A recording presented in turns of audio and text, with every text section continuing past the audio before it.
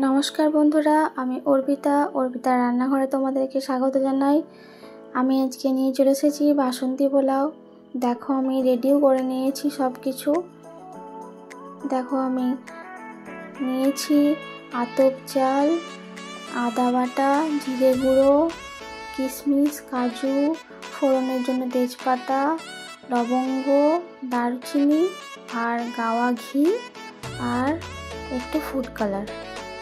দেখো আমি কড়াইয়ের মধ্যে প্রথমে কিছুটা পরিমাণ গাওয়া ঘি দিয়ে দিলাম।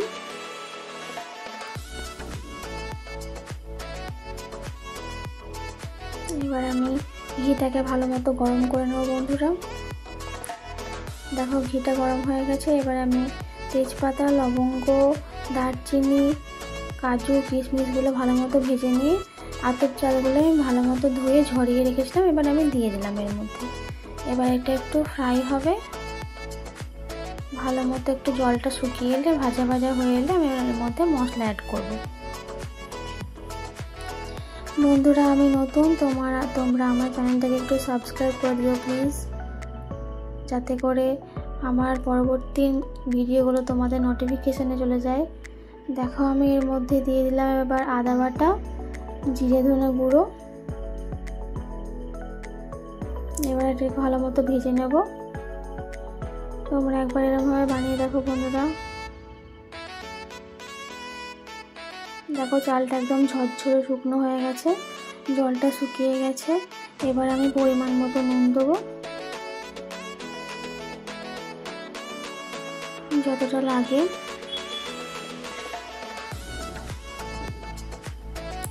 বন্ধুরা এবার আমি এখানে অ্যাড করছি একটু ফুড কালার, যেটা বাসন্তী রং বলে। দেখো আমি দিয়ে দিয়েছি। এবার এটা নেড়ে চেড়ে ভালো মতো মিশিয়ে নেব। বন্ধুরা এই চালটা কিন্তু আমি একটা কাপে করে মাপ করে নিয়েছিলাম। ওই কাপেরই আমি এই চালের ডবল জল দেবো। দেখো বন্ধুরা চালটা কি সুন্দর ঝরঝরে হয়ে গেছে, এরকম ঝরঝরে। এবার আমি পরিমাণ মতো চিনি দেবো। তোমরা যেরকম চিনি খেতে, মিষ্টি খেতে চাও সেরকম দেবে। আমরা একটু মিডিয়াম খাই, তাই আমি একটু অল্প পরিমাণে দিলাম।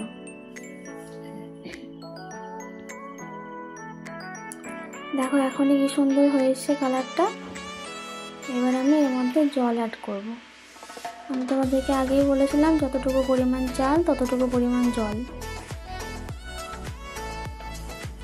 যতটুকু চাল নিয়েছিলাম তার থেকে ডবল জল।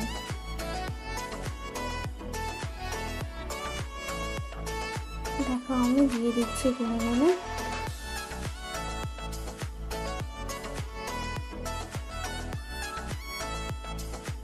তিন কাপ নিয়েছিলাম, 6 কাপ জল দিচ্ছি। এবার এটা ভালো মতো ফুটে এলে এবার আমি এটাকে ঢাকা দিয়ে দেবো। গ্যাসের ফ্লেমটা আমি একটু সিম করে দেবো। দেখো আমি একটু পরে নামিয়ে দেখাচ্ছি তোমাদের। কি সুন্দর ঝরঝরে চালটাও নরম হয়ে গেছে আর পোলাওটা ঝরঝরে সুন্দর হয়ে গেছে, দেখতে পাচ্ছ বন্ধুরা। দেখো কি সুন্দর লাগছে, খুব সুন্দর ঝরঝরে হয়েছিল বন্ধুরা।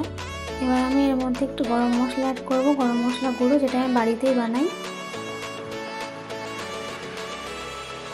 এটা আমি ভালো মতো অ্যাড করে নেবো।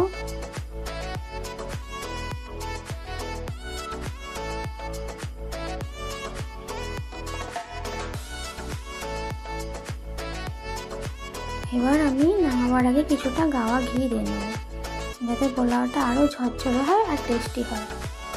আমি এটা পুরোটাই ঘিতে করেছি বন্ধুরা,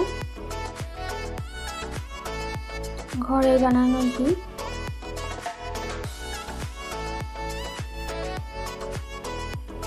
এবার আমি এটা দেখতে পাচ্ছি, এটা পুরোপুরি এবার রেডি। কতটা সুন্দর হয়েছে পোলাও, বাসন্তী পোলাও। দেখো কি সুন্দর ঝরঝরে একটা একটা হয়ে আছে চালগুলো।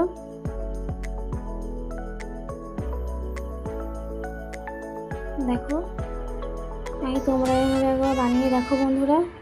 দেখো আমার পোলাওটা কি সুন্দর ঝরঝরে হয়েছে। এভাবে বানিয়ে দেখো। দেখা হবে নেক্সট ভিডিওতে। ততদিন পর্যন্ত তোমরা ভালো থেকো, সুস্থ থেকো। আর তোমরা কেমন আছো সেটা আমাকে একটু কমেন্টে জানিও। আমার রান্না তোমাদেরকে কেমন লাগছে আমাকে প্লিজ একটু জানিও।